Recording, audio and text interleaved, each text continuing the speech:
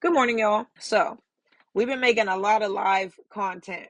So now we're about to revert back and come back to our roots and have a little conversation about an article that I read. So, happy Thankful Thursday. Today we're going to talk about how Facebook or Meta knows that Instagram is toxic for teen girls and they don't care. So, just how toxic do you think that Instagram is for teenagers? Me personally, I think it's very very toxic, not only for teenagers, but for adults as well. So, in an article in the Wall Street Journal, the authors begin to tell a story of a 13-year-old girl that began therapy because of an eating disorder that she has that she attributes to Instagram. Why would somebody get a eating disorder off of Instagram? Because there's this push for a certain body image, the ideal body. And if you're a teenage girl and you're still developing your body, you're growing into that, and you keep seeing all these perfect bodies, regardless of their age, you're going to start to want to look like them. And at that age, while you're growing, it's very hard to look like them because of the foods that you're eating, because of the nutrients that you're gaining, and how much you're growing. Since young girls and boys alike are very impressionable, seeing people online with filters and perfect bodies isn't much of a surprise to me that this is leading young girls to question if their body type is right for society standards. One girl that they asked in the interview said, "When I go on Instagram, all I saw were images of chiseled bodies, perfect abs, and women doing 100 burpees in 10 minutes," said Vlasova, now 18, that lives in Reston, Virginia. So yeah, pretty much what I was saying before. There's this issue with this perfect image, and we post living this perfect life, which none of us live a perfect life. We want to flex, and it's damaging to these young girls. It's also damaging to adults, but the older you get, the more your brain develops, you become better equipped to handle toxicity and filter out, is this real or is this fake? As a teenager, no, not so much. 32% of teen girls said that when they felt bad about their bodies, Instagram made them feel worse. Not a surprise. Not a surprise at all. Honestly, I would expect higher numbers than 30% or 32%. But yeah, these statistics don't surprise me. When I was in school, Instagram and Instagram and Twitter, which is now X, were the bane of my existence. That's where everybody goes to bully you. That's where everybody goes to compare and contrast. Oh, I have this, you don't have this. It's a lot of toxic stuff that goes on the internet that frankly kids just don't need to be exposed to. Think of a day as an adult where you're feeling really confident. You get on Instagram and you start to see all these Instagram models flood your timeline. As much as it may motivate you, it also can make you insecure the more and more that you see it. Because you realize, like, this is unrealistic. I have unrealistic expectations put on me as a woman just because I was born the way that I was born. Comparisons on Instagram can change how young women view and describe themselves. Let's see. So, one piece of summarizing research says we make body image issues worse for 1 in 3 teen girls. 1 in 3. That is an astronomical amount. Teens blame Instagram for increases in heart rate. Sorry. Teens blame Instagram for increases in the rate of anxiety and depression, said another slide. This reaction was unprompted and consistent across all groups. So they didn't ask these people, do you get anxiety? Do you get depression? They just said, how does social media make you feel, basically? And these people said it ups the anxiety and depression. Social media in general has its effect on people, but young developing minds will always feel the blow. harder than adults. So kind of like what I was saying there, I can easily say that's not real and move past it. A teenager, their brain might not be developed enough to make that determination, so they might still try to create that body image, that unrealistic body image for themselves. Among teens who reported unaliving thoughts, 13% of British users and 6% of American users trace the desire to unalive themselves to Instagram. One presentation showed 13% of British users and 6% of American users. Think of 13% of England and 6% of America. When I say 6%, it sounds like a tiny number. But if you got on your calculator and you were to look up all the people in America and look up 6% of that number, it is a very large astronomical number that is disgusting to want to unalive themselves because of an app. That's not good. Like this isn't okay. So I'm gonna read y'all a little blurb that I wrote about my experience. When I was in high school, bullying online pushed me to many dark psychological times. It's one thing to be bullied, it's another when you can't escape it. Even when you go home, the bully is still right there on your phone. You can't You can turn your phone off, of course. That was always the solution to the problem, but when you're a kid, that's not a viable solution. Your phone means everything to you as a kid.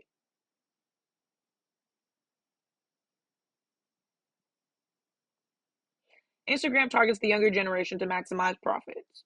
Expanding its base of young users is vital to the company's more than $100 billion annual revenue, and it doesn't want to jeopardize their engagement with the platform. Well, you know what? These statistics for people that don't want to be here anymore, people being depressed, all this stuff, I understand that you prioritize profits, but if you prioritize your customers and their user experience, then your profits will come tenfold. But when you operate under shady and unethical business, knowing that you're causing problems for people and you're not willing to fix them because you don't want to mess with your profit margin, your profit margin is already going to go down because you're not prioritizing the consumer. But that is okay. Keep doing what you're doing, Instagram. Keep doing what you're doing, Facebook. We will see what happens. In public, Facebook has consistently played down the app's negative effects on teens and hasn't made its research public. Very shady. Can't nobody get away with not reporting what they got going on in their company except for Facebook. I don't get it. Like, we need to know. We need to know what's going on. We need to know what the data shows. But y'all are not going to be transparent about it. That's an issue to me. Like that's one of those things that just makes me not want to even consume a product from a person.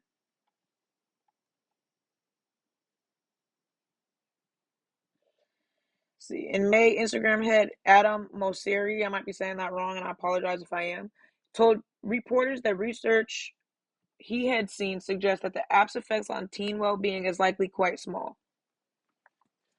13% of Americans, 13% of British customers, 6% of American customers. 1 in 3 teenage girls has body image issues. 32%,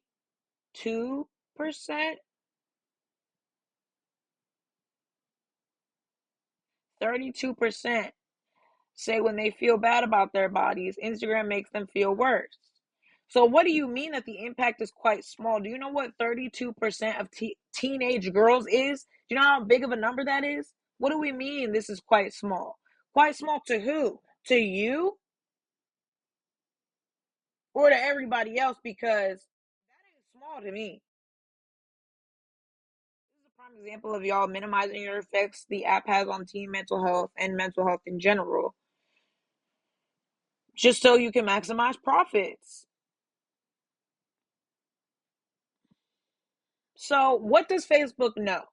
Since they're telling us, oh, The app's effects on teens' well-being is likely quite small. So what do you know? Since you're saying what is likely to happen, what's actually happening? Facebook is acutely aware that products and systems central to its business success routinely fail. Of course they are. They should know better than anybody. The documents also show that Facebook has made minimal efforts to address the issues and plays them down in public. Of course. Didn't you just say that the app's effects on teen well-being is likely quite small? But y'all know that your products and systems central to business success routinely fail. So which one is it? They came to the conclusion that some of the problems were specific. They came to the conclusion that some of the problems were specific to Instagram and not social media more broadly. That is especially true concerning so-called social comparison, which is when people assess their own value in relation to attractiveness, wealth, and success of others. So yeah, I can see why, because like y'all said, you got more social comparison on Instagram than you do on any other platform. So I see why Instagram is more of a problem than just social media as a whole. Social comparison is worse on Instagram. States Facebook's deep dive into teen girls' body image issues in 2020, noting that TikTok is grounded in performance while users on Snapchat, a rival photo and video sharing app, are sheltered by jokey filters that keep the focus on the face. In, con- in contrast, Instagram focuses heavily on the body and the lifestyle. Very true, very true. So, just because of the way that Instagram is designed, it's more toxic to people than most of the other social media sites. It's also very addictive, and not only do I, but I know many people that catch themselves stuck scrolling through Instagram. Same with TikTok, but TikTok's not straight up, oh, I'm just comparing myself to somebody else. It's a lot of like story times and actual information that can be useful to you.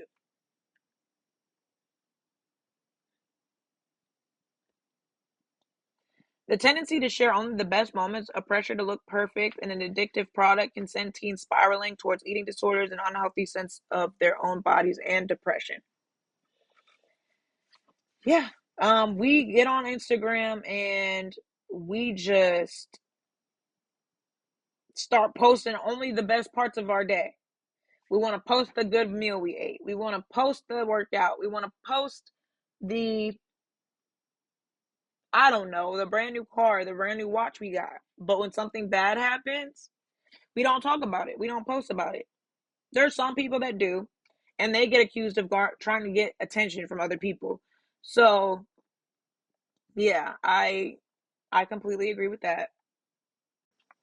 All right. So to continue, at a congressional hearing this March, Mr. Zuckerberg defended the company against criticism from lawmakers about plans to create a new Instagram product for children under 13. Oh no. When asked if the company had studied the app's effects on children, he said, I believe the answer is yes. Okay. First of all those statistics that I just read, why would you make an app for kids any younger? The kids that are already growing up are having issues. Now you're going to make a problem for kids even younger than that? I really want to see how you're going to combat all these issues that are already arising and keep them from seeping into your new network. I don't I don't get it. Like, why don't you fix the issues that are being created for the teenagers and then target the younger generation as far as now I have a perfected product. You just want to maximize profits and that's all you care about, and you have enough money, sir.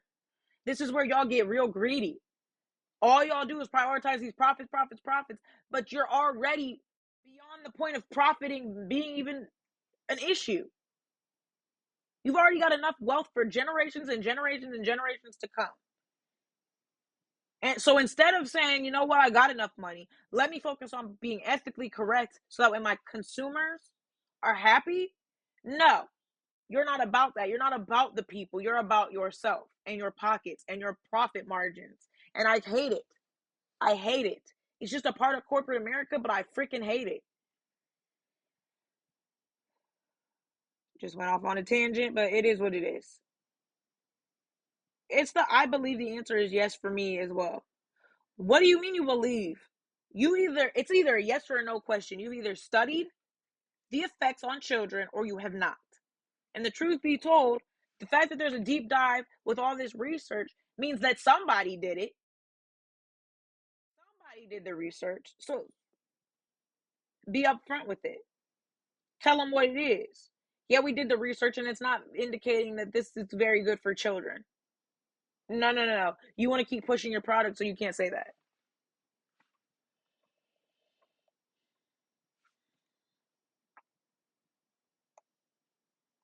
Like, this is the safety of children. This is the future of our generations to come. It's pretty sick to allow your app to continue to create problems for the future generation. Uh, see. So in August, Senator Richard Blumenthal and Marsha Blackburn, in a letter to Mr. Zuckerberg, called on him to release Facebook's internal research on the impact of its platforms on youth mental health. In response, Facebook sent the senators a 6-page letter that didn't include the company's own studies. Instead, Facebook said there are many challenges with conducting research in this space, saying, we are not aware of a consensus among studies or experts about how much screen time is too much, according to a copy of the letter reviewed by the journal. Excuses, excuses, excuses. You know, my dad used to tell me, excuses are like armpits. We all have them and they stink. That was one of the stinkiest excuses I've ever heard in my life. What do you mean? You are able to track everything we do via Facebook and Instagram. You most definitely can figure out how much screen time is too much screen time. Stop playing in my face. If you can do all this research to make your product, perfect your products, then you could do a little bit of research to figure out how much screen time is too much screen time. One thing I can't stand when people lie. Like, just say some stuff that just, come on. Really?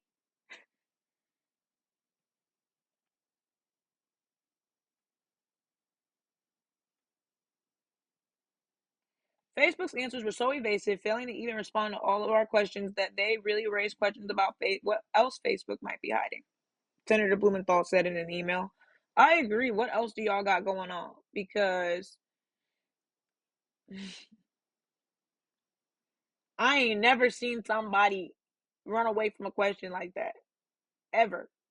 Especially a CEO to a major multi-billion-dollar company. What? Facebook seems to be taking a page from the textbook of big tobacco, targeting teens with potentially dangerous products while masking the science in public. They sure do. And I hope that y'all understand, just like big tobacco, like how they can't commercialize anymore. So like the people that smoke cigarettes are probably the people that are just going to continue to smoke cigarettes. Yeah, it could be like that for Facebook. They advertise for Facebook all the time, but if Facebook is a public safety risk, just like how y'all think TikTok is a public safety risk, it could be taken off the docket real quick. Like, we got to stop pretending that that's something that cannot happen. If you don't start to care ethically about these people, and enough people care about what's happening to their children, now let's see what Facebook research tells us. That's all BS in my personal opinion. Facebook research indicates that Instagram's effects aren't harmful for all users. Well, true. It's not all users. Just because some cannot handle it does not mean all people cannot handle it. For most teenagers, the effects of negative social comparison are manageable and can be outweighed by the app's utility as a fun way for users to express themselves and connect with friends. Yeah, that that's a possibility, that the negative social comparison can be manageable and outweighed by the app's utility as a fun way for users to express themselves. I could see how some people may say that, and I'm not going to disagree with that statement either. But we're focused more on the people that are not having that experience rather than the people that are. And it seems like this research was to figure out the people that are in support rather than to find people that are not and why. But that's just my personal opinion. Instagram's researchers note that those struggling with the platform's psychological effects weren't necessarily logging off. Teens regularly reported wanting to spend less time on Instagram, the presentations note, but lack the self control to do so.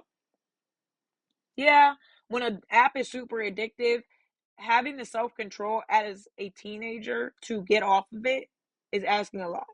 When your brain's not fully developed and you're exposed to something addictive, you're a lot more susceptible to that addiction than somebody with a fully developed brain. That's why it's important for kids not to smoke cigarettes, not to drink alcohol, not to do drugs, because one time could be forever. Teens told us that they don't like the amount of time that they spend on the app, but they feel like they want to be present. FOMO, fear of missing out. As a kid, yeah, you get that fear of missing out. The older you get, the older I've gotten anyway, I'm happy to miss out on certain stuff. But when I was a kid, I didn't want to miss out on anything. I didn't want to miss any information. I didn't want to miss out on somebody posting something that was worth me seeing. I didn't want to miss out on my favorite celebrity. Like, you don't want to miss out. And if you're not on the internet, you feel like you're missing out. They often feel addicted and they know what they're seeing is bad for their mental health, but they feel unable to stop themselves. That's the definition of addiction, and that's exactly why this conversation is so important. That's exactly why it's so important to minimize your screen time and go outside with your kids. Kids got to go outside, enjoy the outside. As I got older, video games, stuff like that, that kept me in the house. As I have become an adult, I love to be outside. I love to just enjoy the vitamin D. A lot of becoming an adult is coming back to your roots, and being outside is something that, as a kid, I did it all the time. Not until I got on the game did I say, you know what, I could skip going outside right now. Don't skip it. There's so much more to see. If you have a fear of missing out, you should have a fear of missing out on what's going on outside, because the things that happen outside, it's fun. Like, I'm not talking about the negative stuff. I'm saying you going and riding your bike, you walking at the park, going on a hike, you riding scooters around downtown, like stuff like that. That's extremely fun, and kids gotta get off the social media stuff and actually be able to enjoy that. So, if there's a way to limit the amount of screen time possible for certain teenagers, at least give the parents the opportunity to do this, I think that it'll help. There's multiple ways that could go. There's multiple ways that somebody could go about this.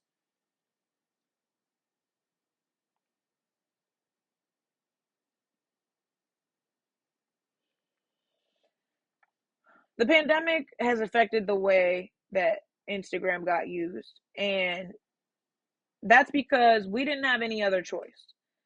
If you wanted to interact, you either got on your phone, got on Instagram or some other app to communicate, or you just sat there and did nothing because there was nothing else to do. We were locked up. We didn't have a choice. So, of course, the prevalence and the use of Instagram went all the way up. But in the aftermath, the views don't go down necessarily. If people are addicted to something, they're going to continue to stay stuck on it. Ms. Ramos and her friend Isabel Yablonsky, 18, believed this posed a potential health problem to their community, so they decided to survey their peers as a part of a national science competition. They found that of the 98 students who responded, nearly 90% said that social media negatively affected their mental health. 90%? That's too freaking high, way too freaking high. Like, and I understand 98 is a very small focus group, but that's still very high. For some people, it might be tempting to dismiss this as a teen girl's being sad, said Dr. Twenge, but we're looking at a clinical level of depression that requires treatment. We're talking about self harm that lands people in the ER. So, yeah, before y'all get on here and y'all start saying, oh my God, let me play my smallest violin for the ladies, da da da da da. Like, as a man, if that's what you got to say, stay off my page. I don't have the time or the patience for that because it's very misogynistic. If I'm sitting here trying to tell you guys about a statistic that proves that maybe women may be more likely to get more likely to have some sort of mental illness or whatever the case may be, I don't need sympathy from anybody. I want that to be abundantly clear. And I'm not asking for sympathy for my fellow females either. What I'm saying is, this is the information that's available to us. So here it is. Okay? It ain't is never a pity party in here because we are thriving and we're not surviving, we are thriving. So we're not going to do that. Don't people got to not attribute everything that happens to a female to their emotions. You got this phenomenon called hysteria, where women just over dramatize situations, and that's the reason why they experience health issues. That's not true. And African American women, we get the crappiest end of the stick when it comes to doctors because we go into doctors' offices and they tell us that the pain that we're describing is not real. So don't think that this is all, oh my God, teenage girls are just being emotional like they do. No, these are serious causes and effects that are coming from these people using the social media every day. Thank y'all for letting me rant. Angela Gordia, director of Eating Disorders Program at Johns Hopkins Hospital and an associate professor of psychiatry in the Johns Hopkins School of Medicine, said it is common for her patients to say they learned from social media tips for how to restrict food intake or purge. She estimates that Instagram and other social media apps play a role in the disorders of about half of her patients. Eating disorders are very serious. EDs, I should say, are very serious matter. So the fact that they are becoming more prevalent in teenage girls due to what they're seeing online, that's very concerning. For example, like an adult example, think about the BBL culture. Think about how at one point only the like elitist of the elite could get a BBL. And not even just the elitist of the elite, but people that had more money than sense or more money than anything else. So they were the only ones that were able to do it. Then you got companies like Goals, Plastic Surgery, and all these other companies that made it more mainstream to get a BBL. So now you have all these girls that went out of their way to get a BBL on a nice body or went out of their way to get veneers on nice teeth, and they regret it. They're in extreme amounts of pain. The stuff is not sitting right in their bodies. Um, they just don't like how they look anymore. And they spent money to get there. And if they didn't spend money to get there, then they got what they did not pay for. And it's unfortunate. We are just as susceptible to like trends, stuff that might make us um stuff that might make us feel like, ooh, I gotta jump on the wave so that way I can stay ahead of the game. That's what kids are doing too. Ooh, I gotta get skinny so I can be ahead of the game so that way people will look at me and they'll think that I'm the ideal boop boop boop. And it's like, no, it's not it's not cool, it's not right. So Lindsay Dubin, 19, recently wanted to exercise more. She searched Instagram for workouts and she found some that she liked. Since then, the app's algorithm has filled her explore page with photos of how to lose weight, the ideal body type, and what she should and shouldn't be eating. I'm pounded with it every time I go on Instagram, she said. I'm sorry, Miss Lady, because that's where things are messed up as well. You could have continued to show her exercise content, but instead you're trying to get her to eat less. I don't get it. Teens mentioned the like count caused certain levels of anxiety, so Facebook responded like so. Facebook has made some attempts to combat the issue, like hiding like counts, which did not prove to improve the negative statistics about the effects of teens. When Facebook rolled out Project Daily, the project to remove like counts for users that opt out, Mr. Mosseri acknowledged publicly that the feature didn't actually change much about how users felt. Facebook researchers identified the oversexualization of girls as something that weighs on the mental health of the app's users. I would agree, 100%. The oversexualization of girls, women, all around, it's very damaging to all females because it's like, well, if I'm not like this, then I'm not fun. But if I am like this, then people look at me as a 304. It's like a F if you do, F if you don't type of thing. And it's real unfortunate.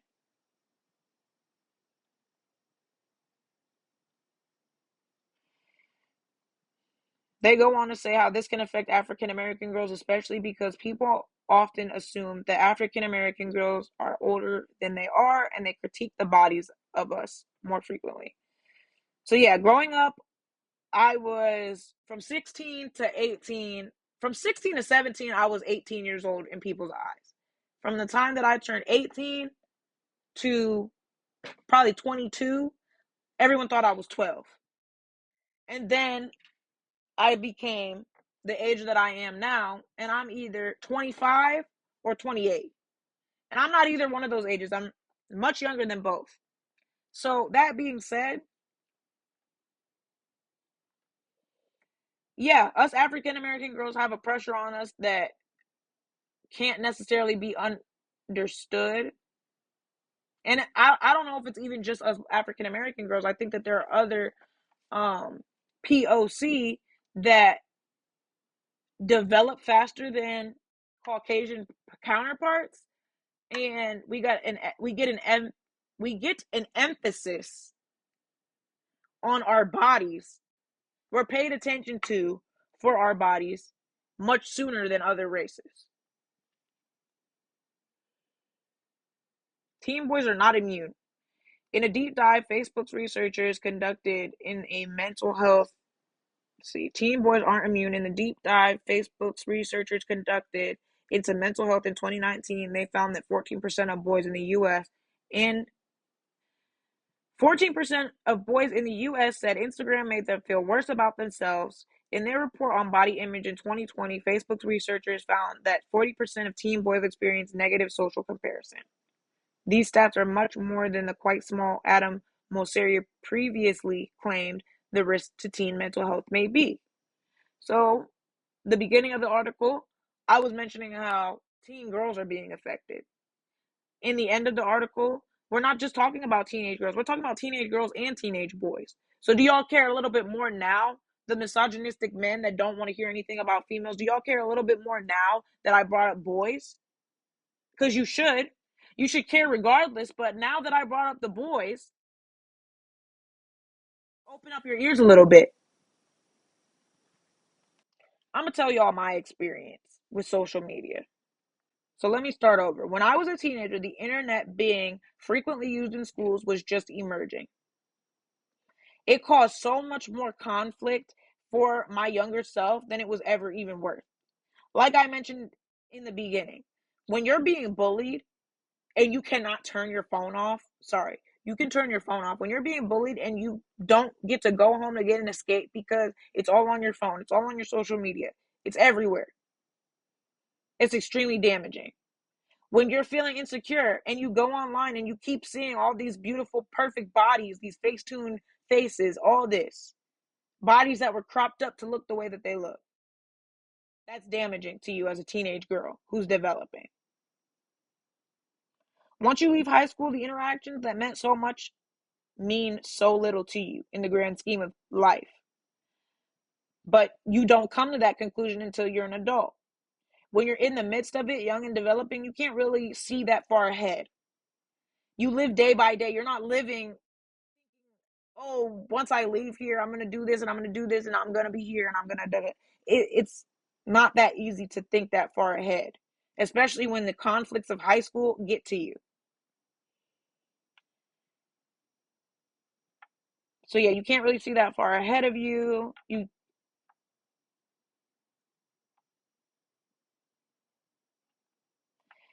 You can't see far enough ahead of you, and if you do something detrimental, you will never get past that point. It'll be too late. Social media is a great tool, but everything must be done in moderation in order to be a good thing. If you struggle with the side effects of social media, log off for a while. Do stuff to make you happy and come back when you're ready. Thank you for listening and have a wonderful, thankful Thursday.